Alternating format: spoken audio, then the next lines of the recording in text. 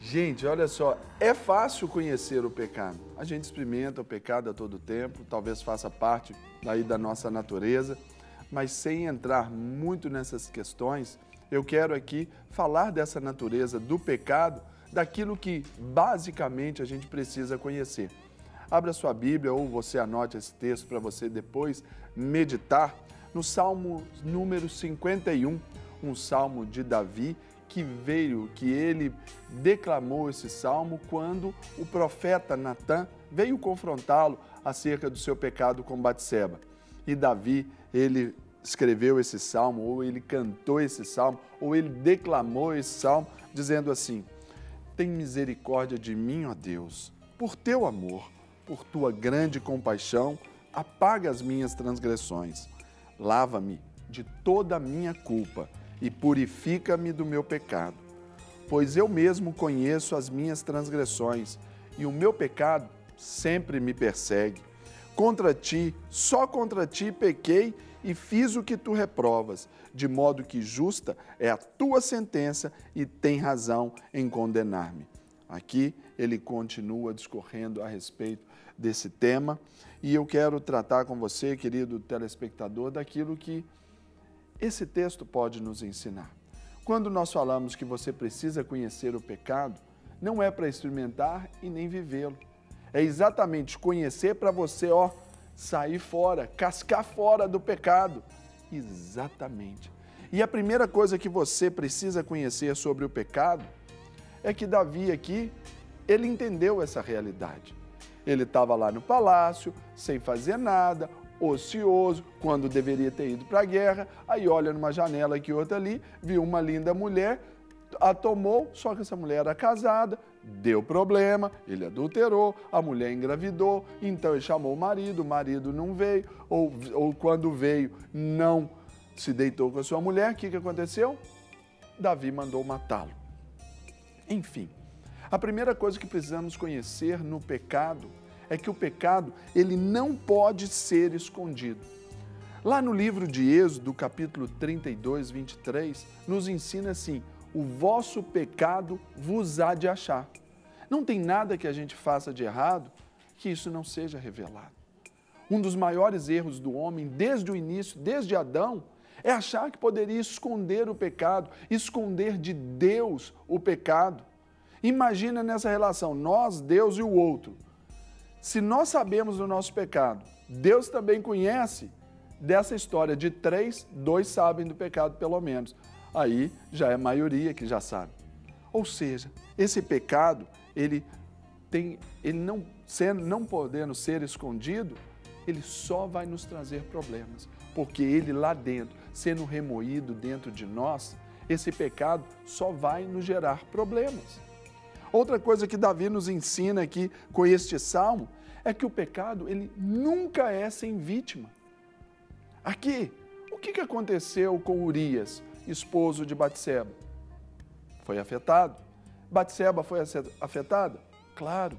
O general que fez ali aquela manobra ali, os soldados para essa trama, será que eles foram afetados? Foram. Muita gente morreu por causa disso. O bebê que foi gerado foi afetado também.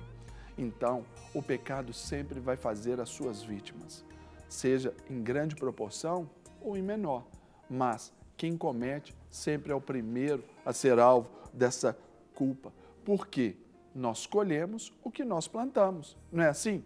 Então, saiba, o pecado nunca é sem vítima. Outro ponto importante aqui, nesta situação, é que o pecado nunca é insignificante. Para Deus, não tem nem pecadinho, nem pecadão. Claro, consequências diferentes, mas o que é pecado? É pecado. Um assassinato ou uma mentira são pecados. Consequências diferentes? Sim. Então, nós não podemos minimizar o efeito do pecado dentro de nós. Por isso que nós temos uma ilustração para poder mostrar.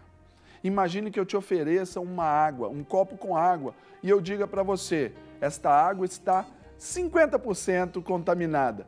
Você vai querer? Imagino que não. Aí eu digo, não são 50%. você tem uma água que é de 20% contaminada. Você vai querer?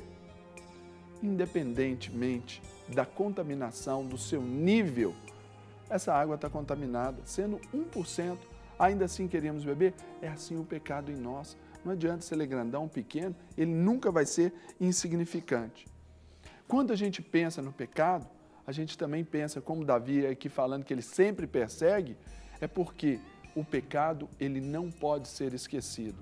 Pastor, mas Deus esquece do nosso pecado. Não, não é que Deus esquece. Deus, ele não quer colocar o pecado na sua mente. Olha só, numa Bíblia Basic English, diz assim, numa versão, não é? Eu terei misericórdia de suas más obras e não vou deixar os seus pecados na mente.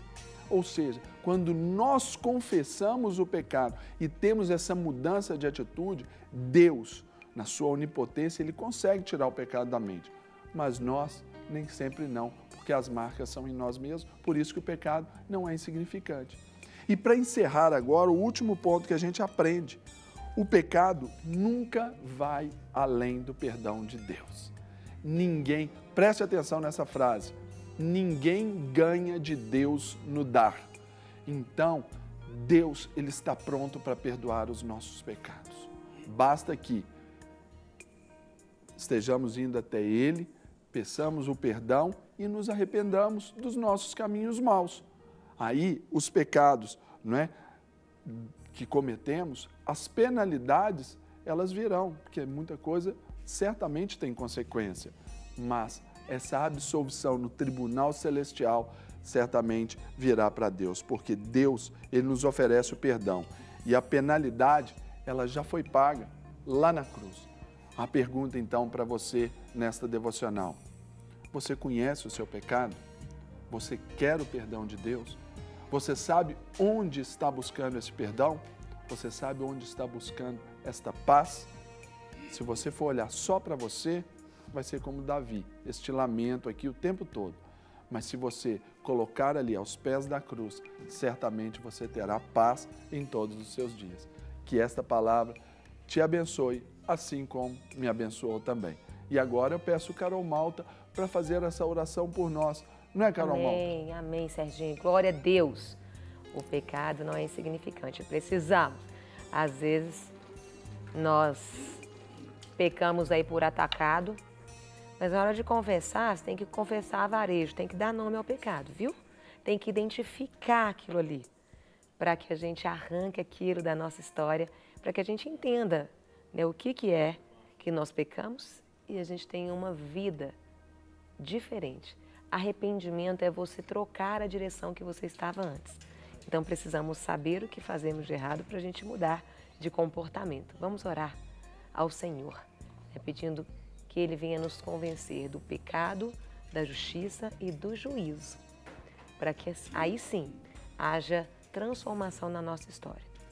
Pai, nós te agradecemos, porque o Senhor é um Deus maravilhoso que nos mostra quando erramos o alvo, porque pecar é errar o alvo. Errar o alvo que é alcançar o Senhor, estar próximos ao Senhor. Por isso, Senhor, neste dia, mostra-nos onde temos falhado. Ensina-nos a fazer a coisa certa. Precisamos, somos humanos e sabemos errar, mas diante do Senhor podemos fazer a coisa certa. Porque podemos ser conduzidos pelo Espírito Santo de Deus que habita em nós.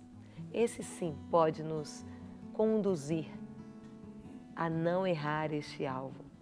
Obrigada, Senhor, porque quando nós entendemos isso, sabemos que a nossa força não vem de nós, mas vem do Senhor.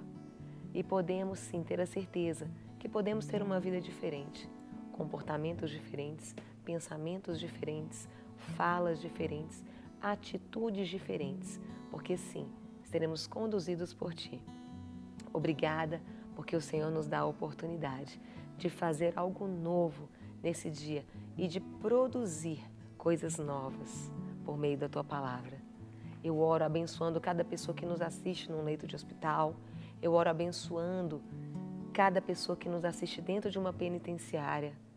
Que a paz do Senhor, que excede todo o nosso entendimento, venha sobre a vida de cada um, independente da circunstância que esteja vivendo.